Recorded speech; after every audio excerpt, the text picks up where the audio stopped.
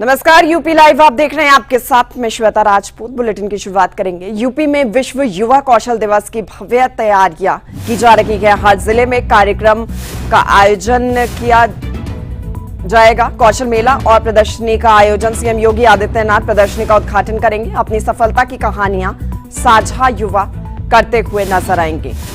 उत्तर प्रदेश में विश्व युवा कौशल दिवस की भव्य तैयारियां जोरों पर है। हर जिले में कार्यक्रम का आयोजन किया जाएगा। कौशल मेला और प्रदर्शनी का आयोजन होगा। सीएम योगी आदित्यनाथ की ओर से प्रदर्शनी का उद्घाटन होगा। अपनी सफलता की कहानियां युवा साझा करेंगे।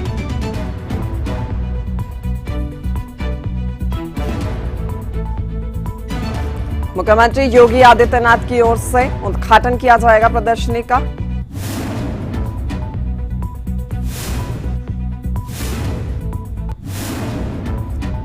लखनऊ के किंग जॉर्ज चिकित्सा विश्वविद्यालय यानी कि केजीएमयू को मुख्यमंत्री योगी आदित्यनाथ ने बड़ी सौगात दी है। सीएम ने 1000 करोड़ रुपए की लागत से बनने वाली 5 नई स्वास्थ्य परियोजनाओं का लोकार्पण और शिलान्यास किया। इस दौरान उन्होंने ऑर्थोपेडिक सुपर स्पेशलिटी सेंटर और नए कार्डियोलॉजी आईसीयू भवन का उद्घाटन भी किया है।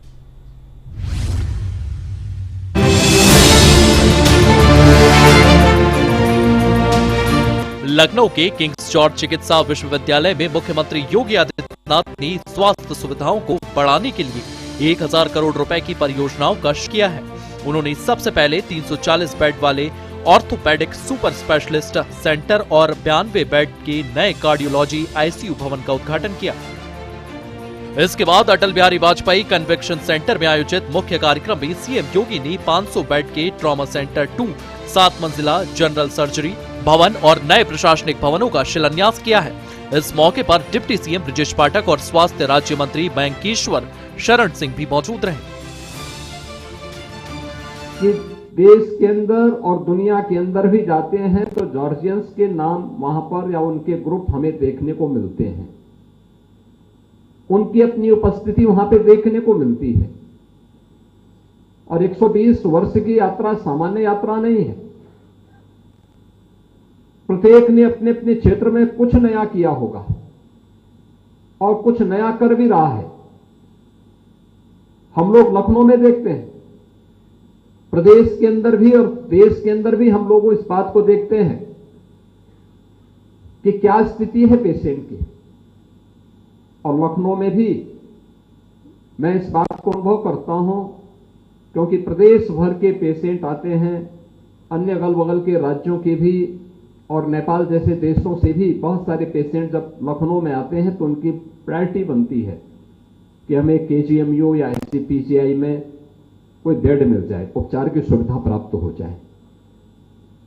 ये पेशेंट की जो प्रायोरिटी है वह केजीएमयू या एसजीपीजीआई क्यों बन गई? क्योंकि उसे विश्वास है कि वो जाएगा तो उसे उपचार मिलेगा। का सामना हम सबको करना पड़ा था।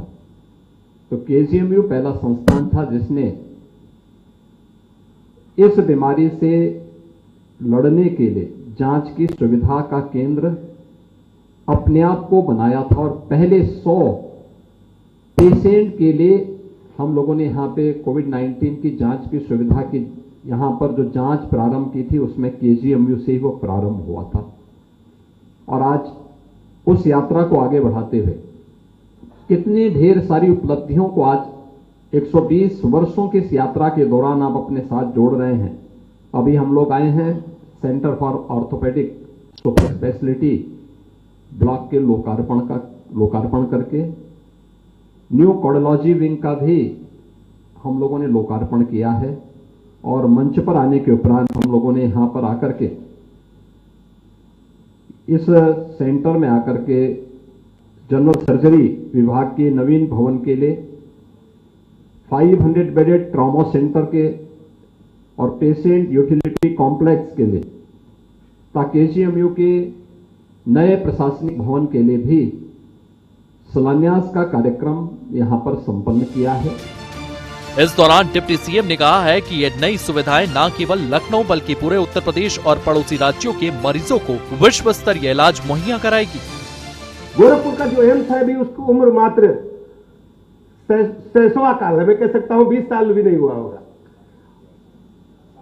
4 साल हुआ है और 4 साल के बच्चे को 120 साल से मिला रहे हैं। ये 120 साल का जो हमारा इतिहास है ये वट वृक्ष की तरह है और चिकित्सा विज्ञान के क्षेत्र में मैं कह सकता हूं कि आज जो हमें प्रतिष्ठा हासिल हुई है इसके पीछे आप सबका हाथ है, हमारे चिकित्सकों का, फैकल्टी मेंबर्स का, स्टूडेंट्स का। इन लोगों ने बहुत अथक परिश्रम किया है। माननीय मुख्यमंत्री जी, मैं अक्सर ट्रामा आता हूं या गांधी वार्ड में आता हूं, देखता हूं हमारे चिकित्सक कितनी विपरीत परिस्थितियों में रात दिन लग करके, विशेष रूप से हमारे रेजिडेंट्स JRSR जो मेहनत करते हैं, मैं उनकी मेहनत को सैल्यूट करता हूं, प्रणाम करता हूं। जाइए कह लें अगल बगल के, चाहे छत्तीसगढ़ हो, चाहे मध्य प्रदेश हो, चाहे उत्तराखंड हो और यहां तक कि नेपाल के भी न जाने कितने मरीज यहां पर आते हैं। और KGMU की जो आज की स्थिति है, पिछले 6 महीने मैंने देखा है कि गोरखपुर एम्स से भी लोग रिफर होकर KGMU आ रहे हैं, जबकि कहा जाता है कि एम्स बिल्कुल दवा के लिए आखिरी जगह है। तो मुझे ये कहने में बिल्कुल भी संकोच नहीं है, चाहे जिस फैकल्टी में देखा जाए, आज की तारीख में हम लोग गोरखपुर एम्स से हर फैकल्टी में बेहतर है और हर तरह के इलाज में भी बेहतर है। मैं बहुत ज्यादा समय नहीं लूंगा। आप सबसे मेरी यही अपेक्षा है, आप सबसे मेरी यही अपेक्षा है कि कम से कम गोरखपुर एम्स से हम लोग बेहतर रहें, दिल्ली से चाहे बेहतर हो पाए ना हो। KGMU में 1000 करोड़ रुपए की परियोजनाओं का लोकार्पण और शिलान्यास यूपी में स्वास्थ्य सेवाओं को मजबूत करने की दिशा में एक बड़ा कदम है। सीएम योगी की इस पहल से न केवल मरीजों को बेहतर इलाज मिलेगा, बल्कि लखनऊ मेडिकल टूरिज्म का केंद्र भी बनेगा। ब्यूरो रिपोर्ट, सूर्य समाचार।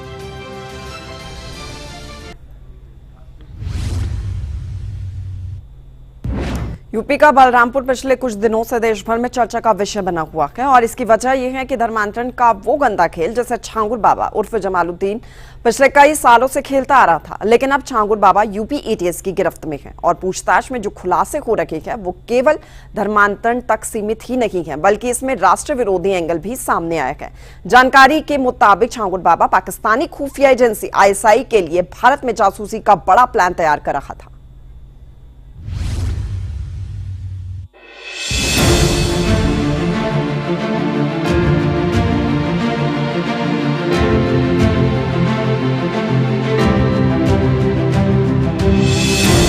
छांगुर बाबा का ISI कनेक्शन आया सामने।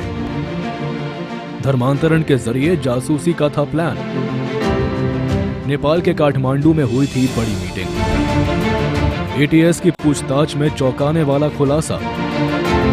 छांगुर बाबा के धर्मांतरण का कोड डी-कोड। यूपी के बलरामपुर में धर्मांतरण के धंधे का खुलासा होने के बाद प्रशासन ने छांगुर बाबा से उस अड्डे को मिट्टी में जरूर मिला दिया है जहां से देश भर में धर्मांतरण का रैकेट संचालित होता था। लेकिन ATS की गिरफ्त में छांगुर बाबा को लेकर जो खुलासे हो रहे हैं उसकी कल्पना किसी ने नहीं की थी। जानकारी के मुताबिक छांगुर बाबा का धंधा सिर्फ धर्मांतरण तक सीमित नहीं था, बल्कि उसके जरिए पाकिस्तान के लिए जासूसी का बड़ा नेटवर्क तैयार कर रहा था। सूत्रों के मुताबिक इसके लिए नेपाल के काठमांडू स्थित पाकिस्तानी दूतावास में ISI एजेंटों की एक गोपनीय बैठक भी हुई थी। इस बैठक में किन्हीं कारणों से छांगुर बाबा खुद तो शामिल नहीं हुआ था, लेकिन नेपाल स्थित अपने गुर्गों के जरिए संपर्क में जरूर था। पाकिस्तान के लिए जासूसी को लेकर छांगुर बाबा की योजना थी कि धर्मांतरण के लिए तैयार हिंदू लड़कियों का निकाह नेपाल में पाकिस्तान के किसी ISI एजेंट से कराई जाए और फिर इन महिलाओं का इस्तेमाल भारत के खिलाफ जासूसी के लिए किया जाए। छांगुर बाबा ने इसके लिए फुल प्रूफ प्लान तैयार कर लिया था और बाकायदा कोड वर्ड भी विकसित किए गए थे। जैसे कि लड़कियों को प्रोजेक्ट कहा जाता था, ब्रेन वॉश की प्रक्रिया को काजल करना कहा जाता था, किसी लड़की को बाबा से मिलाने को दीदार कराना कहा जाता था। इसी तरह धर्मांतरण को मिट्टी पलटना कहा जाता था और इन्हीं कोड्स के जरिए बाबा और उसका गैंग आपस में बात किया करते थे।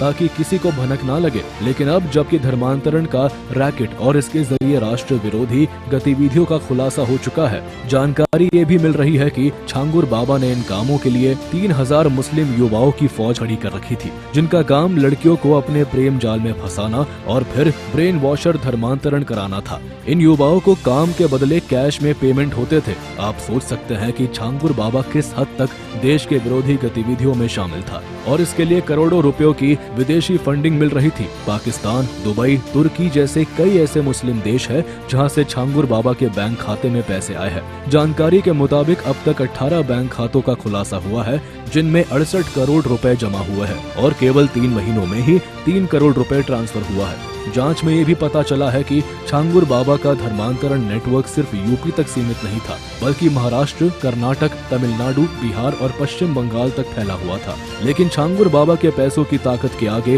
विरोध जताने की हिम्मत किसी में नहीं थी। हालांकि धर्मांतरण का काला साम्राज्य खड़ा करते हुए छांगुर बाबा ये भूल गया था कि योगी राज है जो हर गुनाह की हिसाब लेता है और ऐसा हिसाब लेता है जिसकी मिसाल दशकों तक दी जाएगी। योगी प्रशासन ने पहले छांगुर बाबा के अवैध आशियाने को ढाया और अब 8,50,000 रुपए के वसूली का एक नोटिस जारी कर दिया है। ब्यूरो रिपोर्ट, सूर्य समाचार।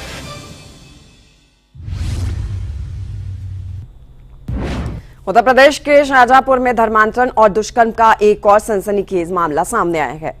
चौक कोतवाली क्षेत्र में नावेद उर्फ कासिम पठान को हिंदू लड़कियों को फंसाने और ब्लैकमेल करने के आरोप में गिरफ्तार कर लिया गया है। पुलिस ने उसके पास से कई आपत्तिजनक वीडियो और फोटोज भी बरामद किए हैं।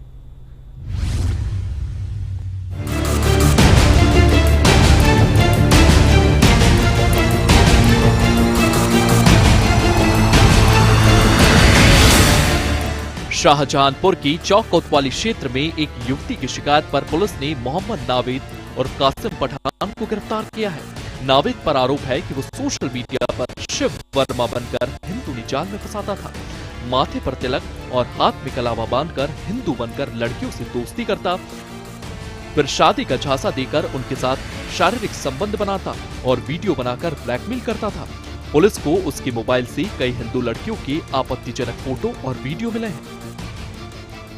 थाना कोतवाली में एक महिला द्वारा तहरीर दी गई कि विगत 2 वर्षों से एक युवक शादी का झांसा देकर उसके साथ दुष्कर्म कर रहा है एवं उसके परिजनों द्वारा धर्म परिवर्तन का दबाव डाला जा रहा है। महिला की तहरीर पर सुसंगत अभियोगों में धाराओं में अभियोग पंजीकृत किया गया है। अब तक की जांच से इस बात की पुष्टि हुई है कि विगत 2 वर्षों से ये दोनों अभियुक्त और ये वादिनी साथ रह रहे थे। मुक्त अभियुक्त को गिरफ्तार कर लिया गया है।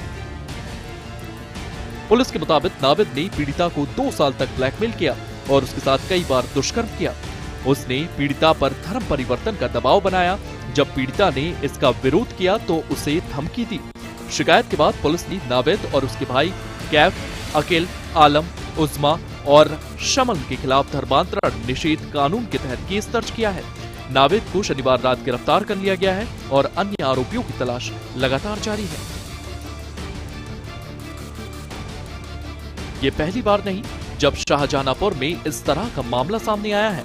इससे पहले 2024 में भी जिले में धर्मांतरण और ब्लैकमेलिंग के कई मामले दर्ज हुए थे। पुलिस के मुताबिक नावेद का आपराधिक इतिहास रहा है और वो कई हिंदू लड़कियों को निशाना बना चुका है। हिंदू संगठनों ने इस मामले को लेकर के कोतवाली पर प्रदर्शन किया है। शाहजहांपुर में नावेद और कासिम पठान की गिरफ्तारी ने एक बार फिर धर्मांतरण और ब्लैकमेलिंग जैसे संगीन अपराधों पर सवाल उठाए हैं। पुलिस की कार्रवाई से अपराधियों में खौफ तो है, लेकिन पीड़िताओं को न्याय दिलाना अभी बाकी है। अब देखना होगा कि इस मामले की जांच कितनी गहराई में जाती है। ब्यूरो रिपोर्ट, सूर्य समाचार।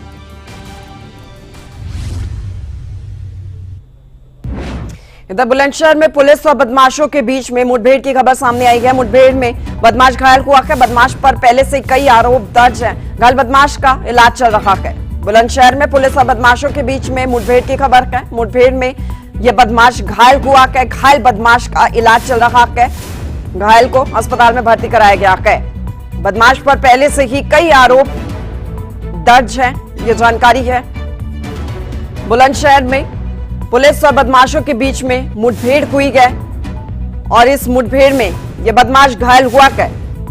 उत्तर प्रदेश में पुलिस की ओर से ऑपरेशन लंगड़ा जारी है और इसी ऑपरेशन के चलते ही अपराध को जड़ से खत्म करने की बात प्रशासन सरकार की ओर से कही जा रही है और इसी कड़ी में ही रोजाना एक ना एक बदमाश जरूर पुलिस की गिरफ्त में आता हुआ नजर आता है। अब बुलंदशहर में भी पुलिस और बदमाशों के बीच में मुठभेड़ हुई है। इस मुठभेड़ में ये बदमाश घायल हुआ है, जिसको उपचार के लिए अस्पताल में भर्ती कराया गया है, जहां पर इसका इलाज चल रहा है। कई मामले इसके खिलाफ दर्ज है पहले से ही, ये जानकारी सामने आई है। ये तस्वीरें क्या बुलंदशहर की, जहां बदमाश के साथ मुठभेड़ हुई है पुलिस की। पुलिस ने इस बदमाश को पकड़ लिया है और ये घायल हुआ है।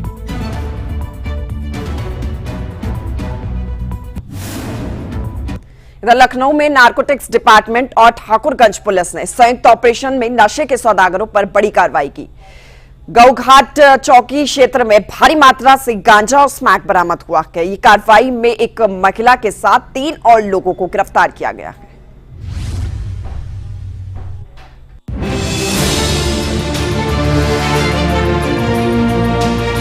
लखनऊ के ठाकुरगंज थाना क्षेत्र में नारकोटिक्स डिपार्टमेंट और पुलिस ने गौघाट चौकी इलाके में एक बड़े ड्रग रैकेट का भंडाफोड़ किया।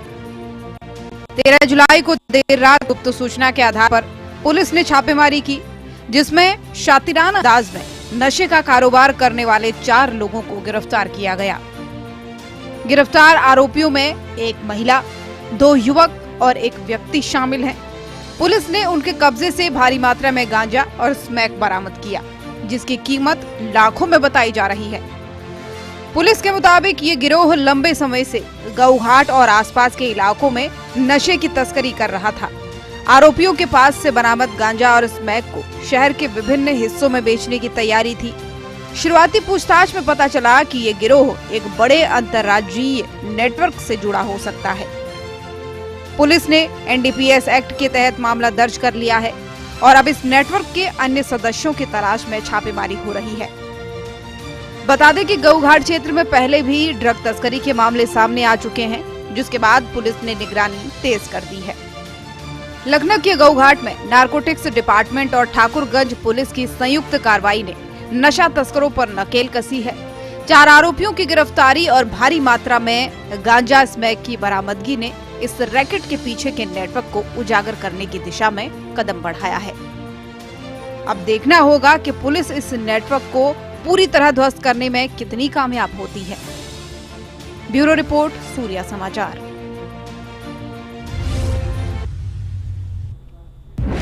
उत्तर प्रदेश के मुजफ्फरनगर में माफिया डॉन मुख्तार अंसारी और संजीव जीवा गिरोह के कुख्यात शार्प शूटर शाहरुख पठान को मेरठ स्पेशल टास्क फोर्स ने मुठभेड़ में मार गिराया। शाहरुख ने पुलिस पर 10 से ज्यादा राउंड फायरिंग की, जिसके जवाब में एसटीएफ ने उसे ढेर कर दिया। उसके पास से हथियारों का जखीरा और एक कार बरामद की गई।